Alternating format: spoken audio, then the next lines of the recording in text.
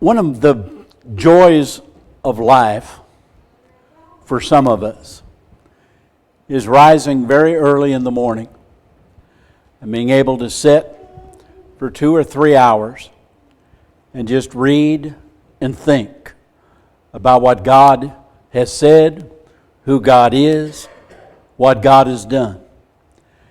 And as you begin reading and thinking, what you begin realizing is just how limited our thinking usually is.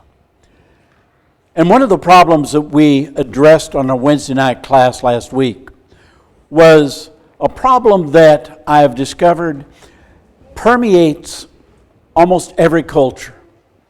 No matter how educated or uneducated, that's not a problem.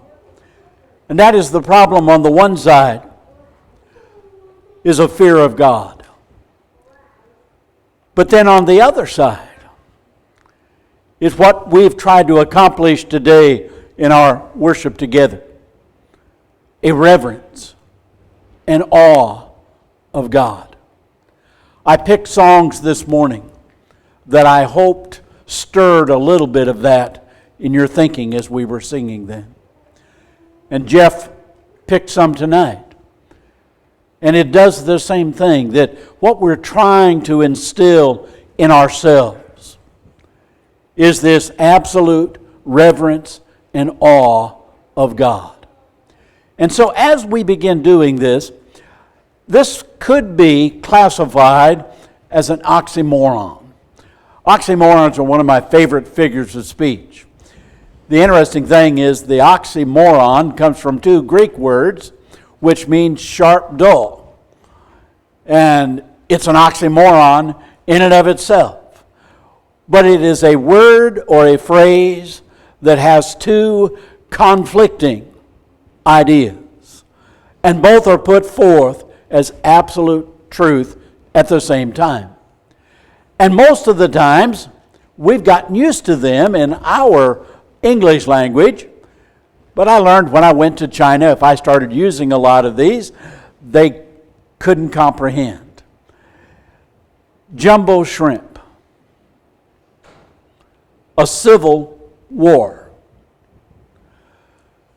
They clearly misunderstood what was said. Military intelligence. I used to throw that one in Tucson because we had an Air Force base there, and we had several of the commanders that worshiped with us, and they were the prime targets. And they got it. So they clearly understood what was being said. But they appear in principle in the Bible. You remember after Moses had experienced God and led the children of Israel out to Mount Sinai, and then he said, I want to see you. And God said, you can't. No man can see God in all of the fullness of His glory and power and might and light and live. And then the funny sentence, God put him in the cleft of the rock and put His hand in front of the rock and passed before Moses and allowed Moses to see his hinder part. Now, I'm still wrestling with that. I have no idea how that actually works with the spirit being. But as God passed, He declared this to Moses. The Lord. Can you all just picture what that sounded like when Moses heard that? The Lord God, compassionate, gracious, slow to anger, abounding in loving kindness and truth, who keeps loving kindness for thousands. He forgives iniquity, transgression, and sin. There we see the mercy and love of God. But God didn't stop. He says, yet He will by no means leave the guilty unpunished. visiting the iniquity of the fathers on the children and upon the grandchildren to the third and to the fourth generation. And now you have the dichotomy here, the separation. On one side is the mercy and the loving kindness of God, and on the other side is the wrath of God and judgment against sin, against all sin, and will not leave sin unpunished. And we have wrestled with that. Reading church history, I began seeing that for a while a generation would become, God is an angry God. And everything they wrote was to scare you into living right. And then the next generation got tired of hearing that. And so God is a God of love. And He won't punish anybody. And He will let you do anything you want to do and still accept you. And then it's just gone back and forth. The problem comes sometimes, for example, how do you talk about the love of God and the hatred of God? How do you keep them both together at the same time without getting out of balance? And I've wrestled with that as a preacher now, my whole life of preaching. And I find that I'm just not consistent in the amount and the emphasis that I put on that. But here's what happened when Moses heard that. He didn't try to wrestle which side was true. He bowed down and he worshiped God. And I like that response. I don't have to know how everything fits together before I worship God. I don't have to know why God did what He did in order to worship God, because He did do it. And this is what Moses did. God displayed Himself, not just to Moses, but from Moses' time, we begin reading about how God simply showed Himself to the people. And so while they were in Egypt, the Egyptians worshipped everything that moved and a lot of things that didn't. And if it didn't move fast enough, they ate it, but they still worshipped the rest of it. And so when God began the 10 plagues upon Egypt, each one of those plagues actually centered upon one of the gods that the Egyptians worshipped. They worshipped the sun. God brought blackness. They worshipped the Nile River. God turned it into blood. They worshipped cattle. And God brought the disease upon the cows, and so they died. And on it went. And God did that in order that He could show not only the Israelites, but also the Egyptians, I am God, these are not. You worship that which is not God. Not even a God small g.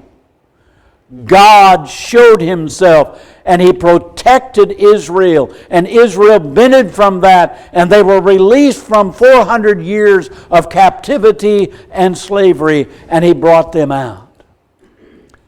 And as He brought them out, an amazing show of God's power was the pillar of fire and cloud.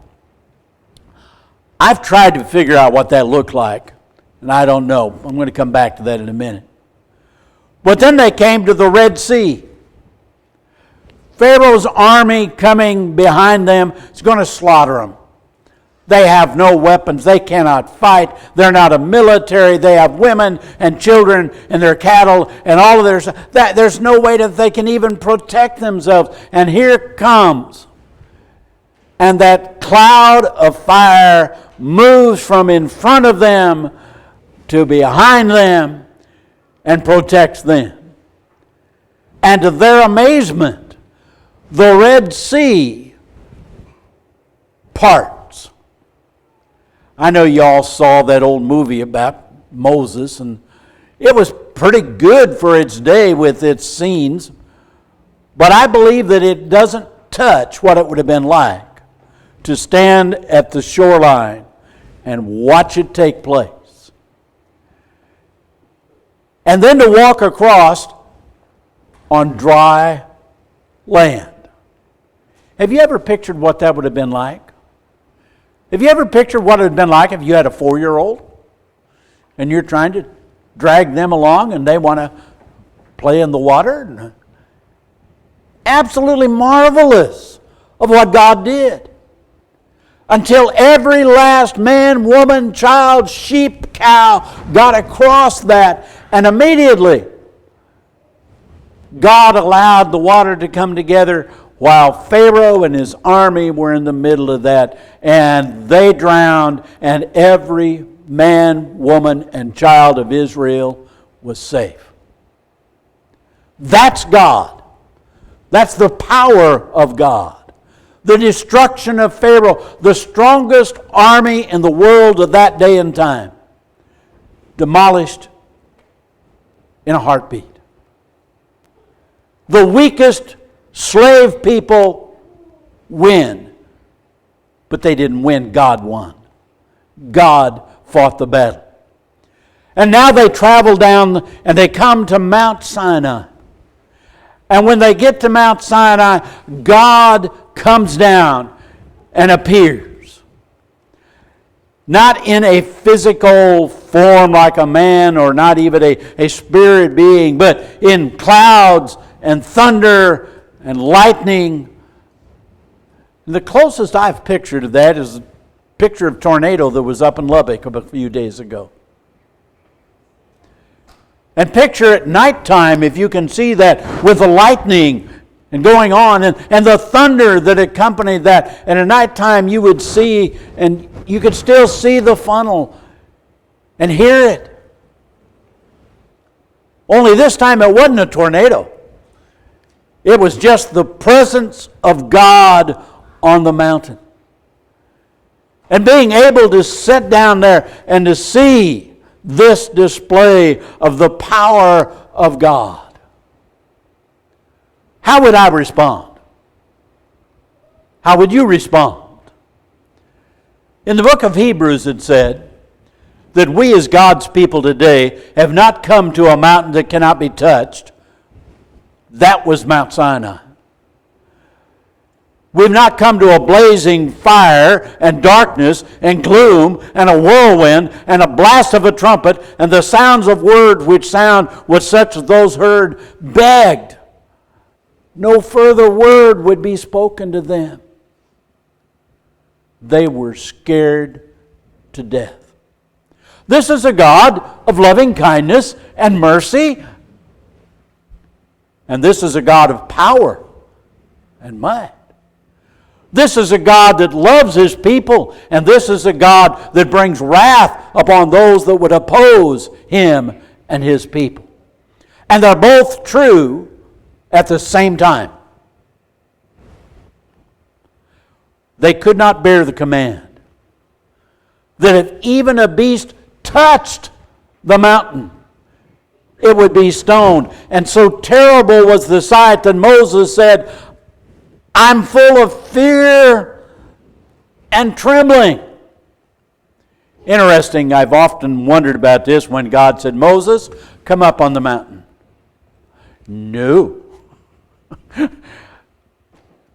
But He did. To that which they were afraid of. It was not dangerous to Moses. But it was dangerous to anybody that was not called to go. And so Moses leads them through the wilderness. And an amazing thing is God's with them every step of the way, every year, every day, every footstep. God is there with him. And the first thing they did while Moses was up on the mountain, they take all of their gold and they make the golden calf. And they worship this, saying, this is the God that brought us out of Egypt. And you're going, are you kidding me? This that you just made? That represented the cow that they worshipped in Egypt, which God had destroyed. But that was their response, even at the foot of the mountain. And then the most famous story at least among a lot of our preachers, is Nadab and Abihu. And they offered strange fire before the Lord, which the Lord had not commanded them. And the fire came down from the Lord and devoured them immediately. And then God told Aaron, I will be sanctified by those that come before me. So their problem was not just that they offered something different or other, although that was wrong. The problem was they didn't reverence God. They did not stand in awe of God. They did not consider that God is not man. When God speaks, His word is truth. Absolute. So they died before the Lord. And then as you continue on, they begin complaining. They didn't have anything to eat. So God gave them manna. And then they ate the manna and they said, we're tired of that. We want something else. And then they complained there wasn't enough water. And so God gave them water. And then they complained because Moses was the leader. And we're just as smart as he is. And every step of the way, they complained and grumbled and dragged their feet. In fact, the book of Numbers, I have tried for years to get it renamed. The book of complaints. It actually has, in the front, they numbered all of the people, they numbered all of the fighting men from age 30 on up to 50, and 603,550. And then 40 years later, they counted them over again. And they had 603,548 missing. 2 that were faithful. The rest died in the desert. Why? Because they did not reverence God. They complained, they grumbled, they disobeyed. They simply were not God's people at heart. And so Moses passes away, and Joshua brings them up to the land. And they come in, and there's a conquest and glory. And so they march around Jericho. And it falls. Can you imagine what that would have looked like? And then Achan stole some of the stuff out of Jericho, which they were told not to do. And because of that, the next battle, they lost. How could they lose? God was on their side. He defeated Pharaoh and the army. How could we lose to this little Gentile town? Because God did not support them. So what you begin seeing, you go through that whole thing and they conquer the land and they settle down. And what happens is there arose a generation that knew not God. I have a feeling they are like every other generation that I've ever studied in religion. They learned the vocabulary that mom and dad used, but they didn't understand the concepts. And so they used the same words, but they practiced different things. And so what happened was a generation that did not know God, and God allowed them then to go into slavery, to be taken over by another country until they repented and came back, and God raised up a judge, a military ruler. And this goes around and around and around because they were unfaithful to God. And finally they cried out, we want a king so we can be like all of these other nations. And the problem with that, God told Samuel, they've not rejected you, Samuel. They rejected me from ruling over them. And God gave them what they asked for. And I just marked out, be careful what you ask for. And they got the kings, and the kings were bad. Jeroboam, the son of Nebat, the phrase that appears in almost every other king after him. They sinned walking in the steps of Jeroboam, the son of Nebat, who taught Israel to sin. What was wrong with Jeroboam? He did not reverence God. What was wrong with the people? They did not reverence God. So when Ezekiel finally comes along, one of the phrases that Ezekiel uses is, "Then they shall know," but not till after he shows that he is Lord. He'd already showed that to their parents, their grandparents, their great-grandparents, generation after generation, but they had not learned the lesson from that. So over in the book of Job, God said, "Behold, the fear of the Lord, that is wisdom. And to depart from evil, that's understanding." Proverbs 1 verse 7. "The fear of the Lord is the beginning of knowledge. Fools despise wisdom and instruction." Chapter 9 verse 10. "The fear of the Lord is the beginning of wisdom, and the knowledge of the Holy One, that's understanding." Psalm 111 verse 18 or verse 8. "The fear of the Lord, the beginning of wisdom and good understanding of all those who do His commandments. His praise endures forever." And y'all memorized the last important verse in Ecclesiastes. The conclusion, when all has been said, fear God and keep His commandments.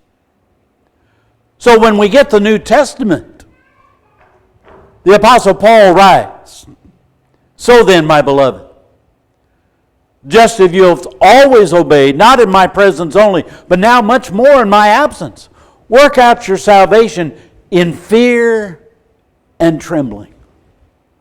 For it is God who is at work in you, both to will and to work for His good pleasure." So which should I develop? Fear or reverence? And the answer is both. But that's an oxymoron. That's two contradicting thoughts put together. And I'm going to wrap my head around that. And the answer is yes. But the better answer is what Moses did. Fall on your face and worship God. When you don't understand why, fall on your face and worship God. When you question, fall on your face and worship God. The Apostle John is going to write much later, after people had been Christians now for 40, 50 years. He writes unto them, "There's no fear in love, but perfect love casts out fear, because fear involves punishment, and the one who fears is not completed or perfected in love." I have stumbled across videos of baby elephants. They are the cutest babies in the world. Mothers, I don't want to hear it. But what is so interesting? Well, first of all, you got a 200-pound, one-day-old. That's interesting. But he's standing, trying to stand, next to his mother. He's not even knee-high. And he's not afraid at all. In fact, he can't get close enough. He's always just getting closer. And if she moves a little bit, he gets a little closer. Not afraid of the size of the mother, because the mother is reaching down with her trunk and is propping him up, is holding him, is taking care of him, is... Do you see? An element could be a fear, but he's not afraid. And so as we come into the presence of God, it could be a fearful thing indeed. But we've learned to love God. We've learned to love God because He showed us how He loves us.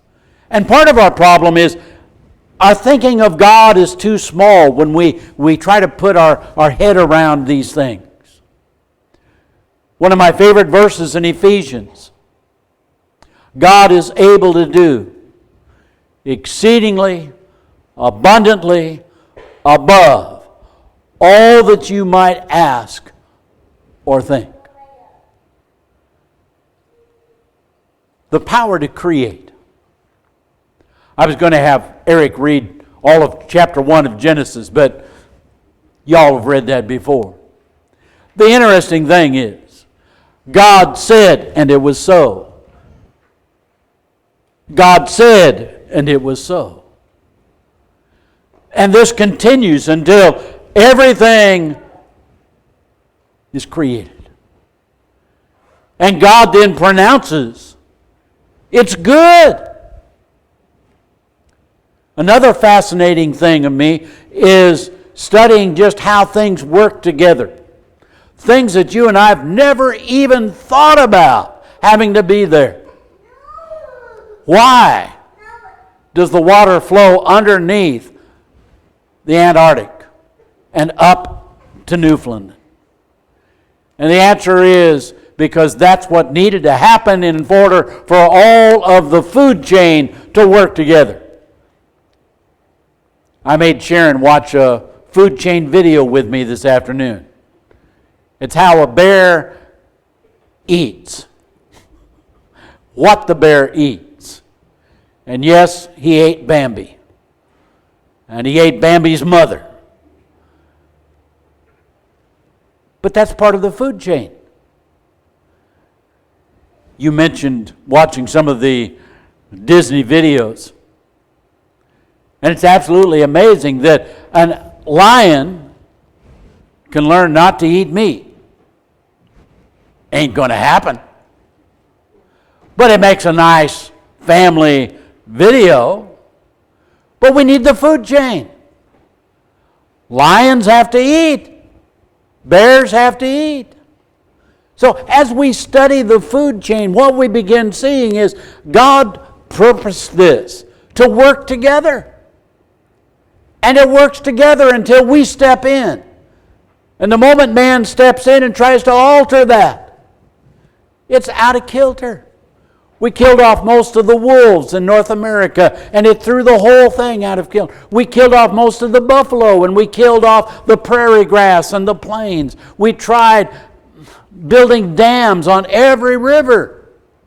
We've killed most of the salmon. I mean, every time we step in, because God knew what He was doing. And I don't understand the wisdom of God. I mentioned not long ago, I was having lunch with another friend of mine, and he was going to explain something to me. And basically, he was going to explain to me what God doesn't know.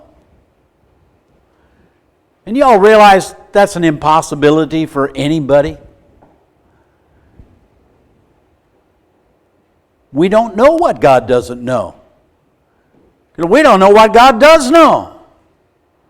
And we'll never be able to. His wisdom and knowledge is infinite. And it had to be. So when I talk about God and the power of God, and we sing these songs about God, I want you to think about that. Just God created the sun and the moon and the stars. He's going to ask Job, where were you when I laid the foundation of the earth? Tell me if you have understanding. You catch the sarcasm there? Who set its measures? Since you know. Or who stretched the line out in it? Or where were its bases sunk? Or who laid its cornerstone? When the morning stars sang together and all of the sons of God shouted for joy. And that is something I like to sit and think about. God said, and it happened. And all of the spiritual creatures stood in awe. Now, we couldn't have been there and stood and watched. We hadn't been created yet. And we had no place to stand and watch because the earth had not been. But what I'm getting at is there were some spirit creatures that watched as God said, and it was so. And they burst out in song together, singing the mighty praises of God in awe of the power. But God not only created it, God sustains that. Jesus is the radiance of God's glory and the exact representation of His nature, and upholds all things by the word of His power. Paul said it again in Colossians, that Jesus is before all things, and in Him all things hold together. When God decides, it just breaks apart into its infinite, basic parts, and there's nothing for us. But God is going to create a new heavens and a new earth. I don't know whether that's a refurbishment of this or a creation brand new. I just know it's for us and it's new, and we'll live in the presence of God for that. But imagine the power just to hold the earth together. We cannot begin to comprehend it. And then God rules over all of the earth. And yet He allows you to argue with Him. He allows you to make stupid choices. He allows men to be men. And yet, when it's all said and done, it's His purpose and His will that gets accomplished. In the book of Daniel, it says that God rules in the kingdoms of men. And in the section where Mary magnifies the Lord in the book of Luke, He builds up kingdoms and He tears down kingdoms. Do you know how many kingdoms there have been in the earth? We have no idea. Many of them we don't know about. But God was there. And God was the one that was in charge. He uses the rebellion of men to accomplish His purposes. Assyria did not know they were serving God when they destroyed the northern 10 tribes. Alexander the Great did not know that he was serving God when he cornered the empire and allowed it to have one language and roads and one government. But all of that worked together because God had a purpose and a plan. Joseph said to his brothers, "You meant it for evil." They put him in that hole, and then they brought him up and they sold him to the Midianites, and they took him as a slave, and he went through all of that trouble. And I've often wondered if Joseph was able to say that at the beginning of his troubles, or only finally at the end of his troubles, and I think it was at the end, but he said the truth. You meant it for evil, but God meant it for good. God used your evil to bring about His good purpose. How did He do that? I don't know. Why did He do that? I don't know that either. What I do know is He did that. And that which is unthinkable, and Paul talked about it in 1 Corinthians. The idea that the King of Kings and Lord of Lords, the Messiah, the Christ, God's Savior to save mankind, was going to come and be crucified. But He did. And through the death of Jesus, which we celebrate every first day of the week, Satan has been overcome. And that's why we're allowed. That's why we're accepted. That's why we're planning on going to heaven. So, back to our problem. On one side, there's this fear of God, and on the other side is this absolute reverence. And the truth is, if you sin willfully, it is a fearful thing to meet God in the day of judgment. But if you love God and you're walking with God, doing the best that you can, then we've come to a different situation when we come to judgment. We've come to Mount Zion, to the city of the living God, to heavenly Jerusalem, to the myriads of angels, a general assembly, and the church of the firstborn who are enrolled in heaven. We've come to God, the judge of all, and the spirits of the righteous that are made perfect. And we've come to Jesus, the mediator of a new covenant, and the sprinkling of blood, which speaks better than the blood of Abel. I like our mountain better than Mount Sinai, I'll tell you. But the difference being is, we can come to this mountain and lose the awe and the reverence and fear. We become too comfortable. We become limited in our thinking.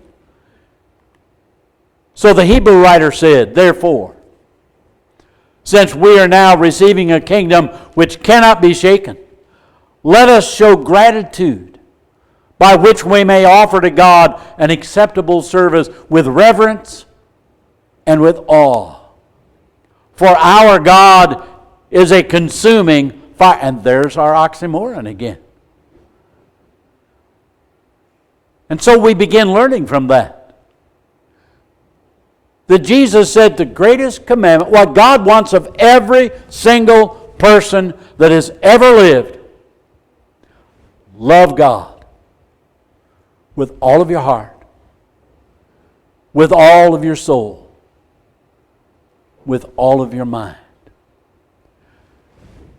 Perfect love casts out fear. A complete, honest love of God for what He has done and what He has planned and what He will do for us. We have God. Let us make sure we worship God. He is able. He provided Jesus, and He says if we will believe and turn back to Him, He will forgive us all of our sins. He that is believed and is baptized shall be saved. Why did God choose that way? I don't know. I have my opinions, and I'll share them with you. But I don't know. What I do know is, that's what God said. And that should be good enough for anybody that loves God. If you are subject to that, we would invite you to come as together we stand and as we sing.